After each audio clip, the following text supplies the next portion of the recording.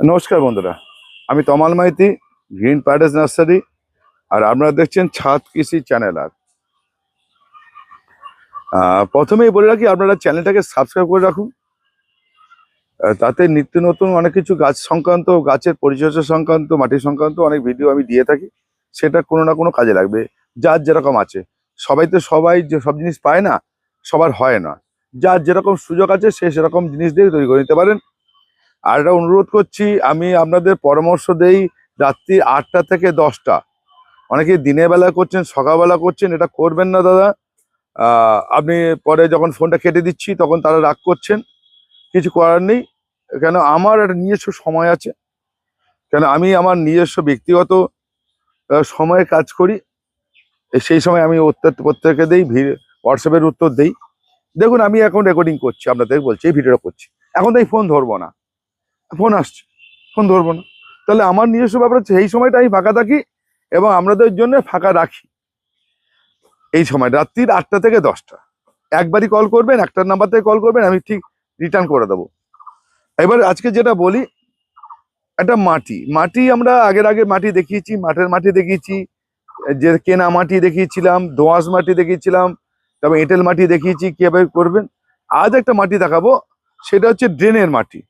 এই ড্রেনটা কিন্তু ওই শহরের পাকের ড্রেন নয়, এটা হচ্ছে গ্রাম বাংলা যাদের ড্রেনের মাটি, যারা চারিদিকে ধোয়া নিয়ে এসে নামে। যেমন আমি দেখাচ্ছি, এটা এই উঁচু থেকে এই গাছ আছে, এই গাছের ধোয়া নিয়ে পাতা এসে এইখানে ড্রেনে পড়ে। এই ড্রেনটাকে কেটে তুলে নিয়েছি। এই ড্রেনটা পড়ে বিভিন্ন আগাছা টাচার, এখানে সে ময়লাগুলো পড়ে। এটা প্রতি বছর তুলি না, 2 বছর অন্তর একবার করে আমি কেটে তুলে নিই। এই ড্রেনের মাটি এক কোদাল করে আমি উপরে এটা তুলে নেবো। আর কি মাটি তুলবো না, উপরে যেটা জৈব পচে যেটা হয় সেটা দেখাচ্ছি। আমি আরো কিছু দেখাচ্ছি, চলুন। এটা কি হয়, পলিটা পড়ে, মানে ধোয়া নিয়ে যত নির্যাস, এই মাঠের যত নির্যাসটা জলে আস্তে আস্তে ড্রেনে নেমে যায়। এই ড্রেনটা থেকেও আমি তুলে নিয়েছি একটুখানি করে, দেখুন, অল্প করে তুলে নিয়েছি, এক কোদাল করে তুলে নিয়েছি মাটি। এবারে আগাছাই পলিথিন টলিথিন পড়ে আছে এখানে, যেটা আমার প্যাকেট কাটা জিনিস এখানে পড়ে আছে। এবার দেখাচ্ছি এখানে মাটিটা, এই মাটিটা আমি তুলে এখানে রেখেছিলাম শুকনো করার জন্য। আমি শুকনো হয়নি, ঠিক এই ধরনের আমার কিছু মাটি। এটার মধ্যে প্রচুর অর্গানিক আছে, যে আমাকে সার দিতে লাগবে না, কৃত্রিমভাবে সার দিতে লাগবে না। দেখুন মাটির কালারটা, এটাকে যদি শুকিয়ে নিতে পারি ভালো করে, আমি দেখাচ্ছি। এখানে দেখুন, এখানে পড়ে আছে কিছুটা, এখানে প্রচুর পাতা পচা আছে, ঘাসের পচা আছে, এরকম আছে এই অর্গানিক। এবার চলুন দেখাচ্ছি। আচ্ছা দেখুন, এই ভিডিওটা সবার জন্য নয়, যাদের আছে তারাই করতে পারবে। দাদা আমার তো নেই, আমি কি করে করব, এই কথা বললে তো হবে না। এই কথা আমি উত্তরও দিতে পারবো না। সে কি আবার ড্রেন তৈরি করবে নাকি? যাদের ড্রেন আছে এরকম, অথচ গাছপালা করেন, সেই ড্রেনের মাটিটাকে তুলে নিয়ে আমি এখানে জড়ো করেছি। এটা শুকোলে মাটিটা শুকোলে আমি এরকম করে আস্তে আস্তে করে আগাছাগুলো বেছে নেবো। এরকম আস্তে আস্তে করে এখানে ফেলে রেখেছি। এরা এই যে আগাছা আছে এগুলো সব আস্তে আস্তে বেছে নেবো। চমকে উঠলাম, কারণ এই কাঁটা পড়ে আছে গাছের, ঠিক আছে। এইগুলো আস্তে আস্তে করে এই মাটিটা যখন তৈরি করবো, একদম ফুসফুস হয়ে যাবে, এরকম ফুসফুস হয়ে যাবে, একদম এরকম একদম মাখার মতো হয়ে যাবে, ঠিক আছে। দেখুন, এই মাটিতে কি কি কাজ করব। মূলত আমি এটা সব রকমই গাছ করা যাবে, তবে এই খাবারটা আমি এর চেষ্টা করব যে আমি এটা বাঁচিয়ে রাখবো। এই মাটিটা, এটা সব রকমই গাছ করা যাবে, এতে এতে বেশি খাবার দিতে লাগবে না। অটোমেটিক এর মধ্যে প্রচুর একটা অর্গানিক খাবার আছে, সব রকমই আছে। তা এতে সালফিউরিক অ্যাসিড বলুন, ফলিক অ্যাসিড বলুন, সব রকম এর মধ্যে অনেক উপাদান, মানে এগুলো যেগুলো যৌগ লাগে, এই 18-20 রকমের যে যৌগ লাগে অটোমেটিক এর মধ্যে ঢোকানো হয়ে গেছে, মানে অটোমেটিক এসে গেছে এর মধ্যে। তবে এই মাটিটা দিয়ে আমি চেষ্টা করব সামনের বছরে আমি পিটুনিয়া এবং ইমপ্রেশনটা এই মাটি দিয়ে করার ইচ্ছা আছে, যে এই মাটিটা তার জন্য তোলা। এই মাটিটা তার জন্য তোলা আর কি। কেন, এটা মাটির মধ্যে যদি খাদ্যগুণ থাকে, পিটুনিয়া এবং ইমপ্রেশন অল্প দিনে ফুল হয় তো, তা আমার আশা করি এটার মধ্যে আমি করার ইচ্ছা আছে। আর গাঁদা ফুল করার ইচ্ছা আছে। এই তিনটে মূলত এইখান থেকে করার ইচ্ছা আছে এই মাটি দিয়ে। আরো কিছু মাটি তুলে গেছি, মাঠের মাটি, সেখান থেকেও আমি এই ধরনের কিছু করব। যেমন এর মধ্যে একটু এঁটেল মাটি ঢুকেছে, এই যে, তো এটা এতটা মাটির মধ্যে অসুবিধা হবে না, তলের মাটি তো। এই আগাছা হয়ে আছে, এই আগাছাগুলো আমরা আস্তে আস্তে ভেঙে তুলে নেবো। এবার হ্যাঁ, এবার মাটি দাদা এত খরচা করে এত কষ্ট করে মাটি করে গাছ করব, এই কথা আপনারা বলতে পারেন। দাদা গাছ করতে গেলে এত কষ্ট করতে হয়, এই কথা অনেকের মুখ দিয়ে শোনা যাবে বা আপনারা বলতেই পারেন।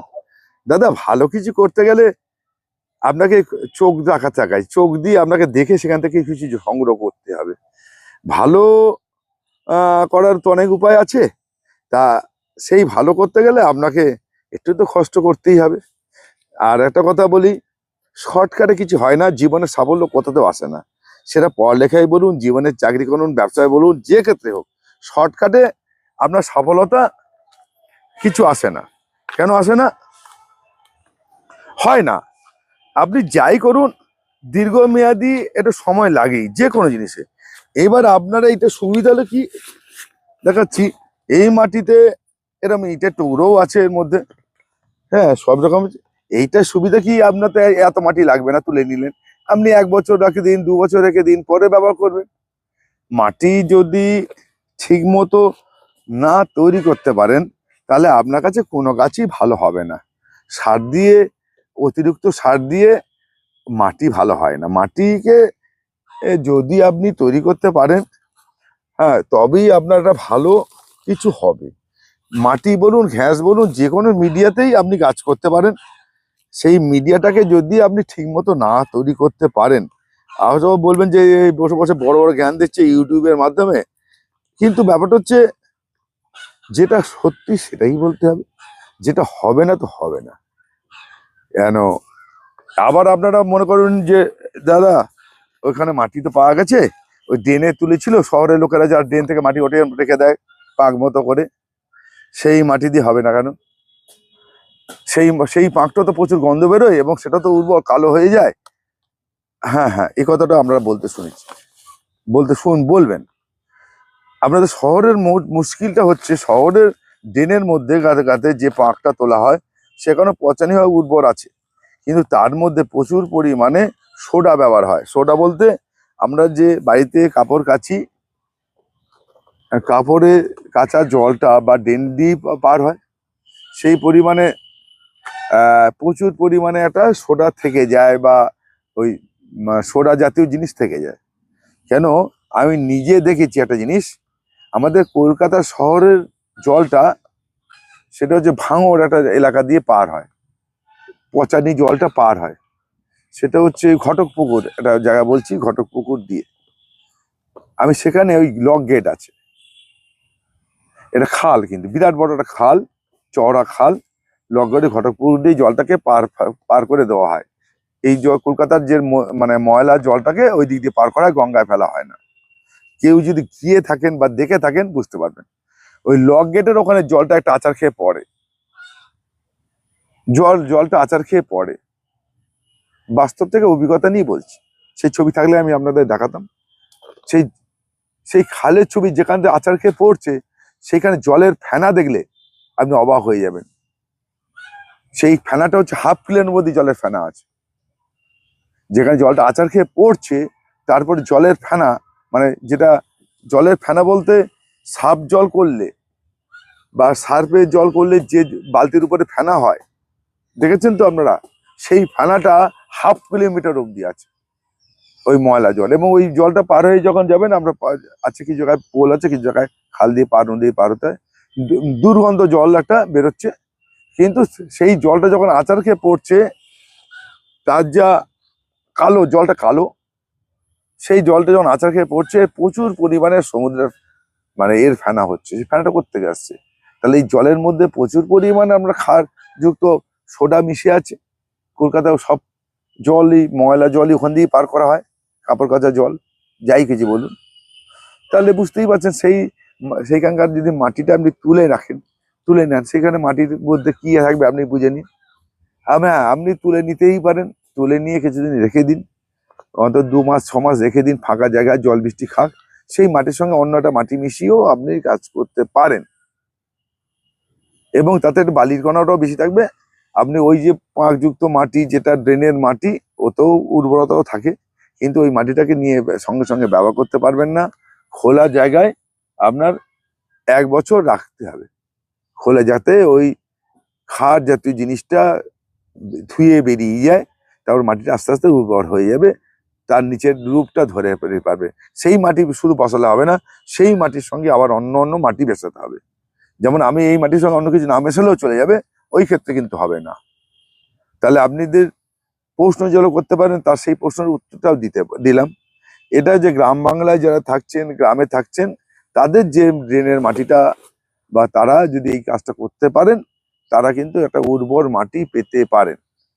এবং জানেন অনেকে বাগান থাকে, সেই বাগানের পাশে একটা পাশ দিয়ে ড্রেন কাটা থাকে, সেই বাগানের জলটা সেখানে পড়ে আবার বেরিয়ে যায়। সেই ড্রেনের মাটিটা যদি প্রতি বছর তুললে হবে না, 1 বছর বা 2 বছর পর, 2 বছর পর তুললে ওটা যে পচবে, পচানোর পর সেই মাটি তুলবেন। কারণ দেখুন এখানে প্রচুর আগাছা আছে, দেখুন পাতা আছে, এই পাতা পড়ে আছে, এই দেখুন পাতা পড়ে আছে, এই ঝিনুক ভেঙে পড়ে আছে, ঝিনুক পচে গিয়ে আছে, ঠিক আছে, এরকম এরকম অনেক কিছু আছে। তা যার জন্য এইগুলো তো একটা অর্গানিক, এটা অর্গানিক কাজ করে। আমরা তো জানেন ঝিনুকের ডাস দিই মাটির সঙ্গে, হ্যাঁ, শাকের ডাস দেখুন, এই দেখুন প্রায় দেখুন ভেঙে গেছে, এরকম আস্তে করে মারলে ভেঙে যাচ্ছে ঝিনুক। তা এইগুলো কিন্তু আপনার মাটির সঙ্গে মিশে গিয়ে অনেকটা ভালো কাজ করে। এবং এই দেখুন ঝিনুক, এটা অল্প দিন মরেছে, সেই জন্য এটা ভঙ্গর হয়নি, কিন্তু এটা বেশি দিন হয়ে গেছে বলে এটা ভেঙে যাচ্ছে, ঠিক আছে। এই দেখুন ঝিনুক, তাহলে এইগুলো ঝিনুক টিনুক গুলো ওখানে পড়ছে, তারপরে পাতা পড়ছে, যেগুলো আমরা গাছ ফেলে দিচ্ছি, ওয়েস্টেজ গাছ, সেটা পচে যাচ্ছে, গাছগুলো পড়ছে, সেখানে একটা ন্যাচারাল একটা মাটি তৈরি হচ্ছে, যা জৈব টাইপের। সেই জৈব টাইপের মাটি দিয়ে আপনি গাছটা করতে পারেন, এবং সেটা কিন্তু ভেঙে ভালো করে গুঁড়িয়ে নেবেন। এই দেখুন ঝিনুক বেরোলো এই মাটি ভাঙতে, এই দেখুন সেই ঝিনুকটা আস্তে আস্তে এই দেখুন হাত দিয়ে টিপছে ভেঙে যাচ্ছে, দেখেছেন। তাহলে এইটা যদি আপনারা করতে পারেন, এখন আপনারা পরপর ভিডিওগুলো দিচ্ছি কেন, এই সময়টা মাটি তৈরি করার উপযুক্ত সময়। গাছ নিয়ে বেশি কথা বলছি না, বলবো, কিন্তু মাটি তৈরি করতে না পারলে আপনারা কিন্তু ভালো গাছ করতে পারবেন না। একটা কথা বলি, গাছ করতে গেলে আপনাকে ধৈর্যশীল হতে হবে এবং মন দিয়ে করতে হবে। যেরকম আমাদের ছেলে মেয়ে মানুষ করি, যেরকম যত্ন নিয়ে, যেরকম দায়িত্ব নিয়ে তাকে পড়াতে নিয়ে আসি, স্কুলে নিয়ে যাই, স্কুলে দিয়ে আসি, ঠিক সময় খাওয়াই, ঠিক সময় ঘুমোতে দেই, তবে স্কুলে পাঠাই সকালবেলা, তাকে রেডি করে। তা সেই মানুষ করি কেন, ছেলেকে মানুষ করার জন্য বা মেয়েকে মানুষ করার জন্য। সে গাছের ক্ষেত্রে কিন্তু এই জিনিসটা করতে হবে। ওই এক গাদা গাছ কিনে আনলাম, দুমদাম করে গাছ বসিয়ে দিলাম, এক গাদা সার দিলাম, তা দিয়ে গাছ হয় না। গাছ করতে গেলে আপনার সার লাগে না, গাছ করতে গেলে সার লাগে না, আমি বলছি আপনাদের, সার ছাড়াই গাছ হয়। শুধু উপযুক্ত পরিচর্যা, উপযুক্ত সময় এবং তাকে দেখাশোনা, এটাই মূলত। আর জল দেওয়াটা, জলটা ঠিক সময় ঠিক জলটা দেওয়া, এইটা জল দেওয়া যদি শিখে যান, আপনি গাছ করা শিখে যাবেন। অনেকে আমাকে প্রশ্ন করেন, দাদা দিনে কবার জল দেবো? এই প্রশ্নগুলো কেউ করবেন না। কেন করবেন না? আপনার কাছে টবেতে কতটা জল ধরে রাখছে সেটা আপনি জানেন। আপনার টবটা যদি শুকিয়ে যায়, মাটিটা শুকিয়ে যায়, তবেই জল দেবেন। জলটা ব্যালেন্স না করতে পারলে আপনার গাছ হবে না। এইটা শিখতে হবে, ধৈর্য ধরে শিখতে হবে, জানতে হবে আপনার কাছে। কেন আমার বাড়িতে যে টবটা যে পরিমাণ জল ধরে রাখে, আপনার বাড়িতে গিয়ে সেই টবটা নাও জল ধরে রাখতে পারে, কম ধরতে পারে। আপনার পরিবেশ, ওয়েদার, রোদ, এর সব ফ্যাক্টর করে। গাছ শুধু হলে হবে না, তাকে উপযুক্ত পরিবেশ দিতে হবে। এটা যদি মনে করে করতে পারেন তবেই দেখবেন গাছ হবে। ওই জন্য বললাম যে আমার ভিডিও দেখতে গেলে দেখতে হবে। অনেকে একটা প্রশ্ন করেন, দাদা অমুকটা বলে দিন। দাদা আমি ভিডিওতে সব বলে দিই। ভিডিওগুলো পরপর যদি না দেখেন আর যদি না মনে রাখতে পারেন, তাহলে আমার কাছে দেখে লাভ হবে না। কেন, আমি প্রতিদিনই কিছু না কিছু ভিডিও দিচ্ছি, এবং সেটা গাছের উপযুক্ত করার জন্যে, তাই নয় কি? তারপর প্রশ্ন করলে আমি উত্তর দিতে পারবো না। সেদিনকে একটা ছবি পাঠিয়েছে, গোলাপ গাছ দিয়ে পাঠিয়েছে, তাকে বললাম ভিডিও দেখে নিতে, বাধ্য হয়ে বললাম। কেন, সেই গোলাপ গাছের ছবিটার মধ্যে দেখলাম, মাটির মধ্যে দেখলাম ধানের তুষ মিশিয়ে রেখেছে। হ্যাঁ, কিন্তু আমি তো ধানের তুষ মেশাতে বলিনি। আমি তাহলে ঋষি বলে দিতাম কতটা মেশাতে হবে না কি করে মেশাতে হবে। আমি যখন ধানের তুষ বলিনি, অথচ সেই গোলাপ গাছের মধ্যে, মাটির মধ্যে ধানের তুষ মেশানো আছে। তাহলে যার দেখে করছেন, আমি বলিনি, অন্য কারো দেখেছেন, নিশ্চয়ই দেখেছেন। তো তাকে প্রশ্ন করুন, তাকে সমাধানটা করতে বলুন। কারণ আমি যেটা বলিনি সেটাই যখন আমার কাছে আসবে, আমি তখন রিটার্ন করে দেবো, না বলে দেবো। হ্যাঁ, আমাকে খারাপ বলতে পারেন, মানে অহংকারী বলতে পারেন, প্যারা লোক বলতে পারেন, বলুন, তাতে আমাকে যায় আসে না। কেন যেটা হবে না সেটা হবে তো হবে। আমাকে একটু বলতেই পারেন যে দাদা কি ভাবে ফোন করলাম ধরলেন আপনি, উত্তর না দিয়ে কেটে দিলেন। কেন আমি দিনের বেলায় আপনাদের ফোন আমি রিসিভ করবো না পরামর্শের জন্য। একমাত্র দিনের বেলায় ফোন ধরবো আমার ব্যবসায়িক কারণের জন্য। আমি সোজা কথা বলছি, এটা পেটে খিদে মুখে লজ্জা করে লাভ নেই। কেন নার্সারি করে আমার পেট চলে, ওই জন্য আমি ওটা ওটা ধরবো। আর পরামর্শের জন্য রাত্রিবেলা 8টা থেকে 10টা, এটা মনে রাখবেন, এটা মনে রেখে ফোন করবেন।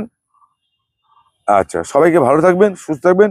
আমি আরো কিছু ভিডিও দেবো গাছের পরিচর্যার সম্বন্ধে, সব দেখতে থাকুন, ভালো হবে। এই মাটিটা গুঁড়ো হয়ে যাওয়ার পর আরেকটা কথা বলি, যে এই মাটিটা গুঁড়ো হয়ে যাওয়ার পর কি কি প্রিপারেশন করতে হবে সেটাও দেখিয়ে দেবো। আগেটা তৈরি হোক, তারপর দেখাবো।